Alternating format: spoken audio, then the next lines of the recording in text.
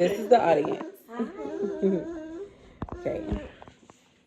Sometimes in life we go through experiences that are meant to be lessons. One of those things happened to me earlier this year when a good friend of mine was involved in a terrible car accident that resulted in a traumatic brain injury.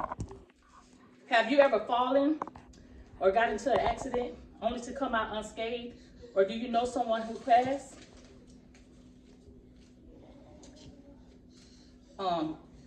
Traumatic brain injury is caused by a sudden jolt, blow, or penetrating object to the head. Per the CDC and the National Institute for Neural Disorders and Strokes, falls is the #1 cause of traumatic brain injuries. Also, motor vehicle accidents, sports impacts, and assaults, and also anything that penetrates the brain, such as a gunshot wound. No two injuries are alike, and the symptoms vary from person to person. There are 2 types of TBIs, mild and moderate to severe. There are also 3 symptoms that are correlated with a TBI, and they are physical, cognitive, behavioral, and emotional. We're going to start with the physical.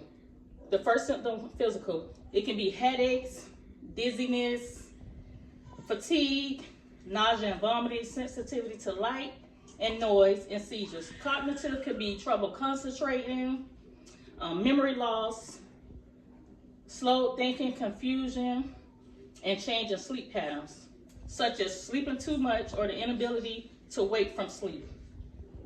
And the behavior can be mood changes, anxiety, combativeness, sadness, and depression.